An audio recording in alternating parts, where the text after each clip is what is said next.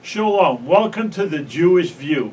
My name is Rabbi Nachman Simon with the Chabados of Delmar, and we have a very special guest with us, Rabbi Yosef Viniski. And welcome to the Jewish View, Yosef. Yes, thank you, Rabbi Simon. Listen, Very much. you have an interesting book that I brought you on because you have some very interesting insights. So tell us about the Sefer. We call it Sefer in Hebrew. It's called the Right. book. And tell us who wrote it and what it's going to tell us. And I think our audience will be very intrigued by you telling us what's I inside the hope so. Sefer. We'll find out from the feedback. Hello everyone. So my name is Yosef Viniski, as Rabbi Simon just mentioned. So the book that I brought with me tonight to the studio is this book. You probably can't make out the title, but I'll read it. It's written to in you. Hebrew anyway. Yeah, it's most called of it. Sefer or Book, Mamlechus Kohanim, or Kingdom of Priests. It's a bit of a tongue twister. And what it is it's an explanation, Kabbalistic explanation, on the book of Ezekiel, the prophet Ezekiel from the Hebrew Bible, and that's what the title says. Bir Sefer Yecheskel. Bir means explanation, and this was written by somebody by the name of Rabbi David Moses Valley. So a little bit of background who this was. When did he live? Is recently? He lived or? no. He was born late in the 17th century, like around the year 1895, around the time of the Baal Shem Tov, actually. He grew up and he lived most of his life in the north of Italy, a city called Padua. He grew up to be. He went to medical school, and Padua at that time was one of a few medical schools in Europe that accepted Jewish students, and this we had to deal with a similar situation in this country up until a few decades ago. What's interesting about him, he was number one. He was a physician. He was a great Kabbalist, a Mikubal. He was also a contemporary of somebody by the name of the Moshe Luzzatto, Luzzato. Now in Italian, the double Z is pronounced as it says, it's Tzadik sound, but in America, it's Luzzatto. Anyway, he's known by the acronym Ramchal. He is very well known Kabbalist and writer. He wrote poems. He wrote commentary. So this person, Rabbi David Moshe Valley, was at one point his student, and at a later time he was his teacher, specifically, I suppose, from what I've read, as regards the book of Ezekiel. Now, why is this important right now? Why is this topical? It is topical because, as everybody knows, already close to a year, there's been a war going on involving Russia and Ukraine, and a few weeks after it broke, the war broke out. When was this? February, right, of last year?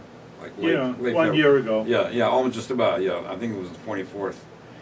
Somebody posted on a WhatsApp group that I'm subscribed to that discusses ideas and thoughts having to do with Mashiach, with the Messiah, and things like that. They posted a page from this book where it discusses a piece from the prophet Ezekiel, specifically chapter 38. So why is this chapter 38 of note? This is where it speaks about, and some people have heard that, Gog and Magog, or Gog and Magog. There's different ways to say it. In Hebrew, you would just say Gog and Magog, right? So what this is it's kind of like a mystical concept. Basically, Gog and Magog depends on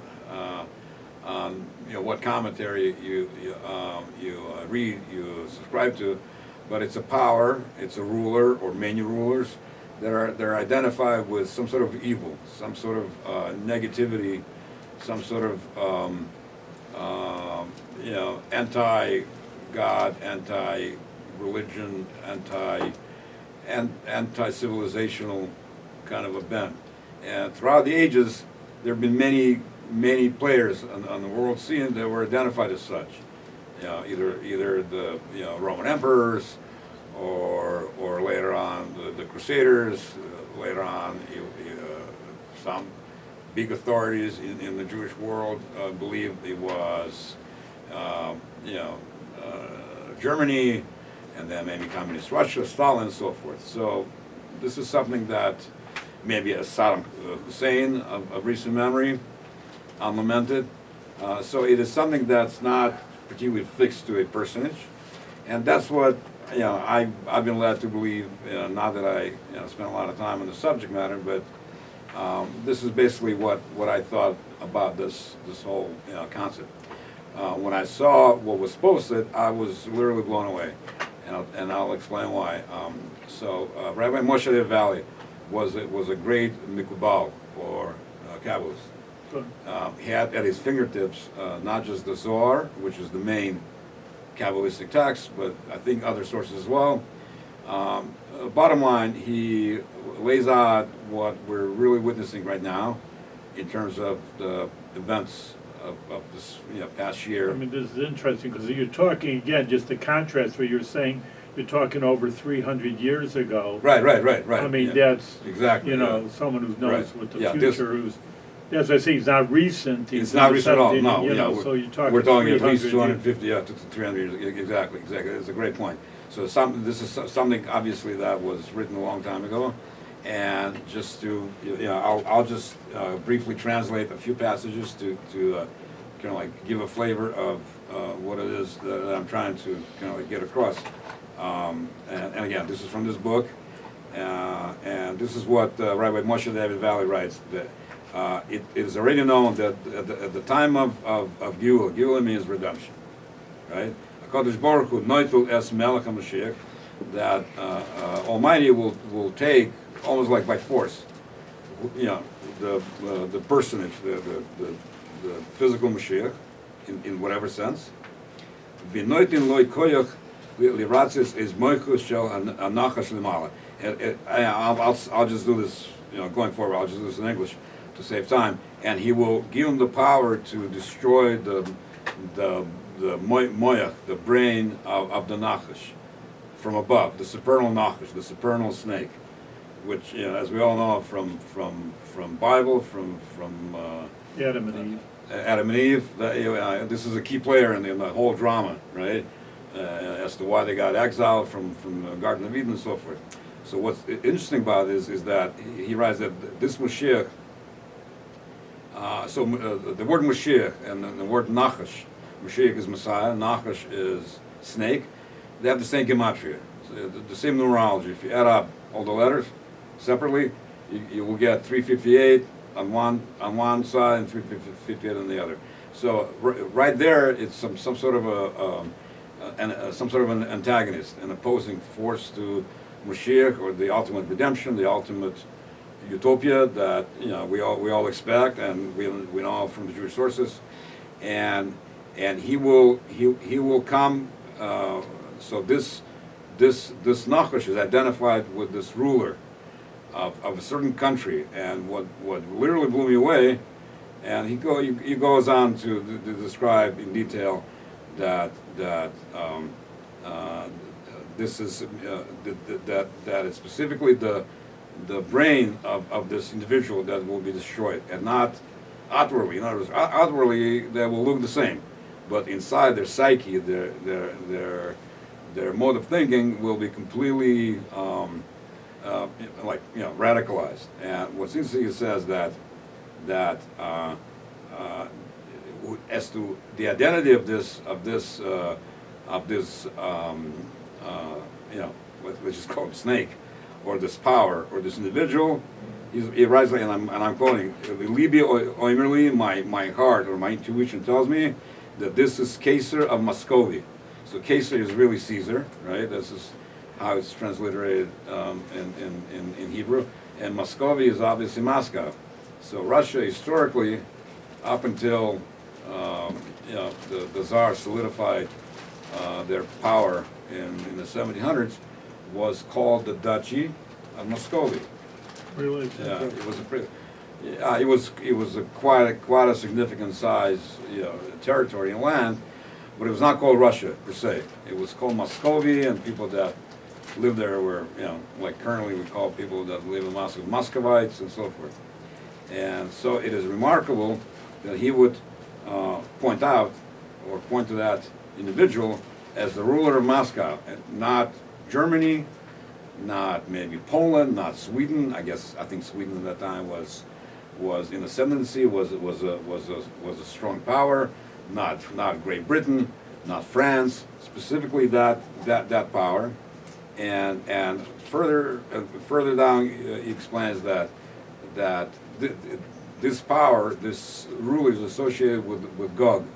Now, in Hebrew, if you read Gog and Magog, you can read it as Gog and Magog. Me means from, and we all know that, you know, Russians, you know, it's a known fact that Russians and Ukrainians are basically very close, ethnically, religiously probably not. I think Eastern Ukraine is more, you know, like the Russian Orthodox, Eastern Orthodox Church. Western Ukraine is more Catholic. But basically, they're people, they're very closely related ethnicities, nationalities. Maybe like the Spanish, the Spaniards, and the Portuguese, something like that. Mm. But he points out that this power, this Gog, is opposed to this Magog, or Magog, besoid. So it means fundamentally. There's a fundamental disagreement, there's a fundamental difference, a fundamentally different worldview. And Ukraine, just to kind of back this up a little bit, has had 6 or 7 presidents in 25 years, whereas Russia has only had 1. So Ukraine is a democracy. It's a developing. It's not a great one, but it is a democracy as opposed to Russia, which is more or less a dictatorship. So Rabbi Moshe Valley goes on to explain some of the Kabbalistic nuances associated with this conflict. That it's somehow related to an impurity. Now it's a known thing in Kabbalah that impurity, evil, is associated with the north. Evil comes from the north, and Russia is, you know, if you look at a map, it's situated right above the land of Israel, just for starters. But it has this connotation of being you know, anti-civilization, you know, not necessarily anti-God, because I think they do believe in God to whatever extent, but it's got that notion of being a strong opposing power to, I guess, whatever else prevails in the world. So Rabbi Moshe Valley goes on to explain that this conflict is going to come to a crescendo where that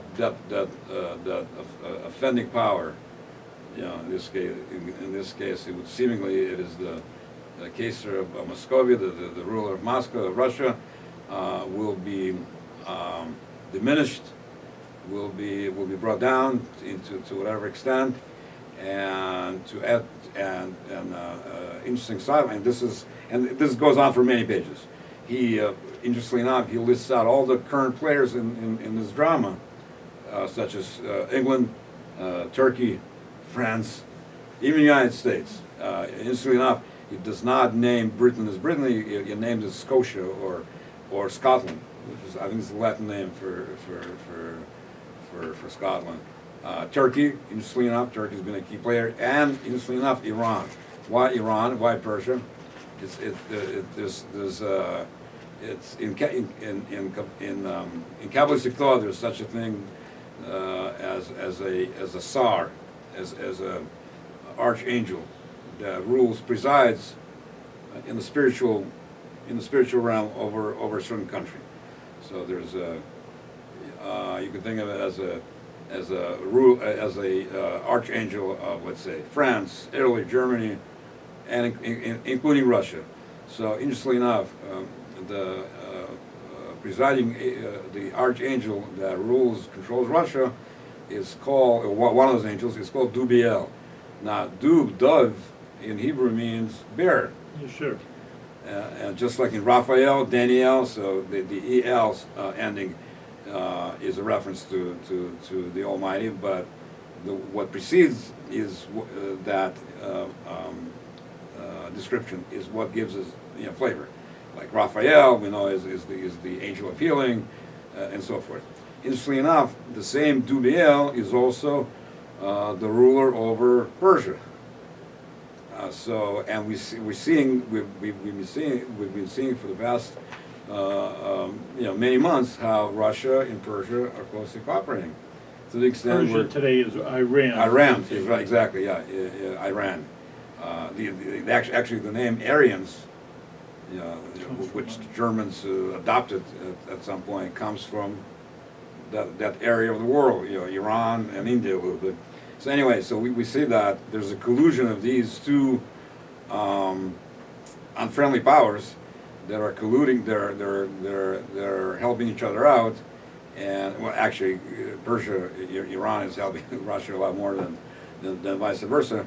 So he continues to explain that this whole powerful mix, all these moving parts, will finally bring to some kind of a showdown, which we'll hope it's not going to be anything destructive or disruptive.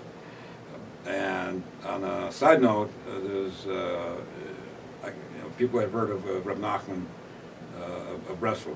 Sure. Right. So A famous Hasidic leader. yeah, it's a big, strong, beautiful Hasidic movement in America and Israel. He dictated to one of his disciples, I guess shortly before he passed away. What he expressed was a prophecy regarding Russia, and what he said was that at some point, Russia Gdoile, which means Great Russia, and this is exactly what they call themselves. Interestingly enough, they refer to Ukraine as Little Russia, Great Russia, Velika Rus, and Ukraine as Malarus. So right there, there's sort of like a condescending kind of like attitude. Anyway, so he predicted. He said that at the time of Mashiach, the Great Russia will be reduced down to a very small size, and hopefully this only means politically and nothing else. Obviously no one wishes for anybody to die. Well, people are talking that if Russia falls apart because of this war, Right. then so many of these little city-states or Yeah, ethnic groups are just going to They're break pretty away. large. They're pretty large because Russia is basically ethnic Russians are only maybe 60% of the population out of 140 million. The rest are different Asian ethnicities, nationalities, but they sit on a lot of land. I mean, Russia is a very large country, so even though it may be a nation ethnicity that's small in size, let's say 1 million people, but they're sitting like in 1 million square miles, and they're all getting agitated because they all know that Russia up until now has been utilizing more of their human resources than the ethnic Russians. So they view that as a kind of a racist move, and there's some a lot of stirrings of unhappiness from what I've been seeing, and just to we have time. Keep rolling. Yeah. So Russia is really the surviving empire, colonial empire. So, in the same way that Britain and France and Spain and Portugal were empires, and they all eventually broke up. The difference with Russia is that everything that they came to own is adjacent to it. It's not overseas. You don't have to get on a boat. Like the British Empire. Right, and go on the high seas for thousands of miles. It's right there. And somebody actually put together a map where they traced the expansion of Russia from around the middle of the 16th century up until now, over the course of four centuries. And if you average it out, they were expanding at 50 square miles a day, their territory. Obviously, that it wasn't that every day was the same amount, but on average, they were expanding quite rapidly, engaging in different wars, different conflicts. At one point, they owned Alaska, which they sold in 1867. I forget the name of the senator who pushed for it. Seward. Yeah, it would go Seward's folly, Yeah. because they thought it was really worthless, and so forth. They actually had settled as far down as parts of Northern California. Really? Yeah, there's a river there. It's called Russian River, in up above San Francisco towards the Oregon border. So Russia is again of this. Not unlike these other previous empires, and it would seemingly as all of them have come to an end, they were forced to shed their possessions. France, Britain, Spain, Portugal, and so forth. This is seemingly what will be with this. And just go back for a second to Rabbi Nachman. So and this completely blew me away. So we all know that seemingly. The crux of the conflict is the quest over territory, over land. Russia has claimed Crimea, and then they claim Lugansk and whatnot, and these other new, they call them oblasts, or provinces they recently annexed.